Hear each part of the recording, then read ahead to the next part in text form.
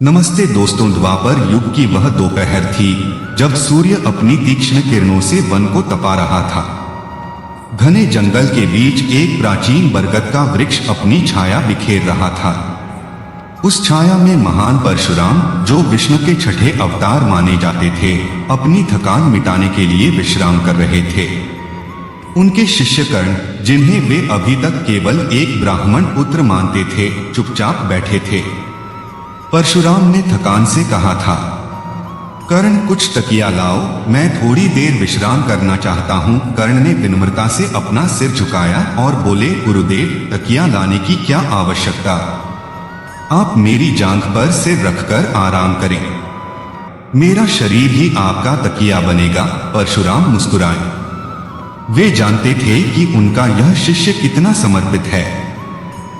उन्होंने कर्ण की गोद में सिर रख दिया और कुछ ही क्षणों में गहरी नींद में सो गए।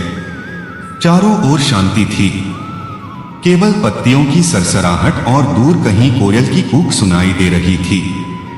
कर्ण बिल्कुल स्थिर बैठे थे, उनकी आंखें गुरु के मुख पर टिकी हुई थीं। वे सोच रहे थे, यह अवसर कितना दुर्लभ है। गुरु की सेवा में लगा यह क्षण मेरे जीवन का सबसे पवित्र पल है। तभी एक छोटा सा काला चमकदार कीड़ा धीरे धीरे पेड़ की छाल से उतरता हुआ कर्ण की ओर बढ़ा। उसका नाम था अलर्क। उसका शरीर कठोर था, जैसे कांसे से बना हो। उसकी आंखें लाल जलती हुई थीं और उसके दांत इतने नुकीले कि पत्थर भी चीर सकते थे।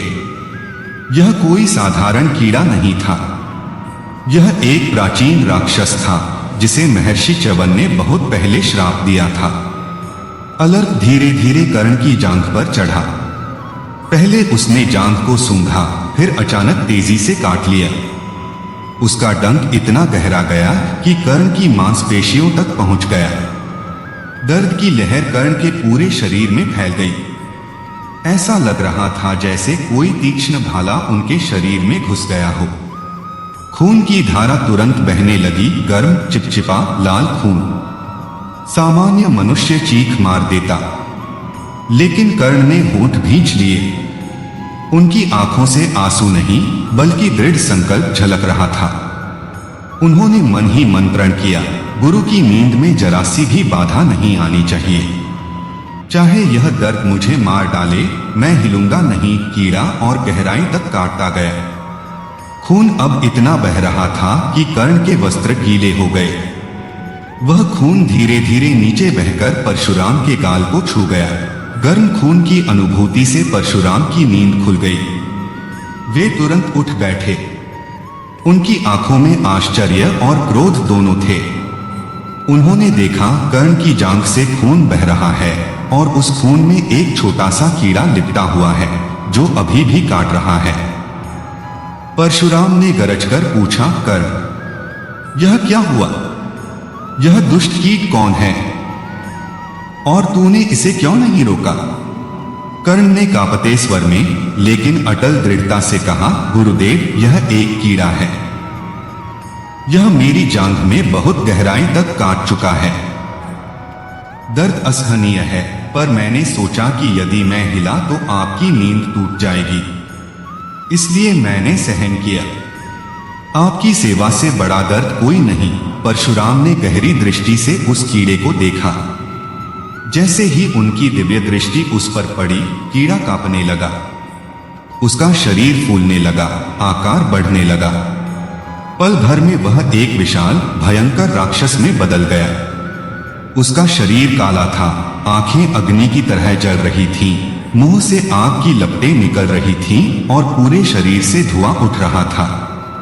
परशुराम ने ब्रह्मास्त्र का संकेत करके उसे रोकते हुए पूछा, राक्षस, बोल, तू कौन है और मेरे शिष्य को यह पीड़ा क्यों दी? राक्षस अलर्क ने हाथ जोड़कर भयभीत स्वर में कहा, हे परशुराम, मैं अलर्क हूं, त्रेता युग का एक शक्तिशाली राक्षस। बहुत पहले मैंने महर्षि च्यवन के आश्रम पर आक्रमण किया था। उनकी पत्नी अरुंधति पर मोहित होकर मैं उन्हें अपहरण करने का प्रयास कर रहा था। क्रोधित होकर महर्षि च्यवन ने मुझे यह भयंकर श्राप दिया, हे दुष्ट, तू जब तक परशुराम की दिव्य दृष्टि से नहीं देखा जाएगा तब तक एक नीच कीट के रूप में पृथ्वी पर भटकता रहेगा। और जिस दिन परशुराम तुझे देखेंगे उसी दिन तुझे अपना मूल रूप मिलेगा। लेकिन याद रख, तेरा यह रूप भी तुझे मुक्ति नहीं देगा। जिस शिष्य की जांघ तू काटेगा उसी के शरीर में तेरा जहर हमेशा रहेगा। वह जहर धीरे धीरे उसके शरीर को खोखला करेगा और जब वह जीवन का सबसे बड़ा युद्ध लड़ेगा तब यही जहर उसकी मृत्यु का कारण बनेगा। अलर्क ने आगे कहा, आज आपकी कृपा से मुझे इस कीट योनि से मुक्ति मिली, लेकिन श्राप का दूसरा भाग भी पूरा होना है। मेरे दांतों का यह जहर अब इस बालक के शरीर में घुल चुका है। यह जहर कभी नहीं जाएगा। यह उसके रक्त में, हड्डियों में, मांस में फैलता रहेगा। कुरुक्षेत्र के महायुद्ध में जब यह योद्धा अपने रथ के पहिए में फंसेगा तब यह जहर पूरी तरह जाग उठेगा। उसके हाथ कांपेंगे, शरीर कमजोर पड़ जाएगा और अंत में यही जहर उसके प्राण हर लेगा। परशुराम स्तब्ध रह गए। उन्होंने कर्ण की ओर देखा। कर्ण शांत मुस्कान के साथ बैठे थे। उनके चेहरे पर कोई भय नहीं था। परशुराम ने गंभीर स्वर में कहा, कर्ण, तूने जो त्याग किया है उसका फल तुझे अवश्य मिलेगा। तू अमर हो जाएगा। लेकिन यह जहर, यह महर्षि च्यवन का श्राप है। मैं इसे पूरी तरह नष्ट नहीं कर सकता। कर्ण ने बहुत शांत स्वर में उत्तर दिया, गुरुदेव, जो विधाता ने लिखा है वही होगा। मैंने आपके सम्मान के लिए यह दर्द सहा है। यदि यही दर्द मेरी मृत्यु का कारण बने तो भी मुझे कोई पछतावा नहीं। गुरु की सेवा से बड़ा कोई फल नहीं। उस दिन के बाद कर्ण के शरीर में वह जहर धीरे धीरे काम करने लगा। वे इसे कभी किसी को नहीं बताते थे, लेकिन युद्ध के समय जब उनका रथ कीचड़ में धंस गया, जब पहिया जमीन में फंस गया, तब वह जहर पूरी तरह सक्रिय हो उठा।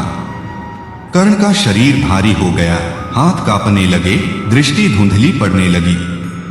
उसी कमजोरी में अर्जुन का बाण उनके गले में लगा और वे वीरगति को प्राप्त हुए। इस प्रकार वह छोटा सा कीड़ा अलर्क, जो एक श्रापित राक्षस था, कर्ण के जीवन और मृत्यु दोनों का कारण बना। कर्ण की गुरु भक्ति ने उन्हें अमर बना दिया, लेकिन उसी भक्ति ने उनके शरीर में जहर छोड़ दिया, जो अंततः उनकी नियति बन गया। यह कथा हमें सिखाती है कि त्याग और समर्पण कितना भी महान क्यों न हो, नियति और श्राप कभी कभी उससे भी बड़े हो सकते हैं। फिर भी कर्ण जैसा योद्धा अपनी नियति को भी वीरता से स्वीकार कर लेता है।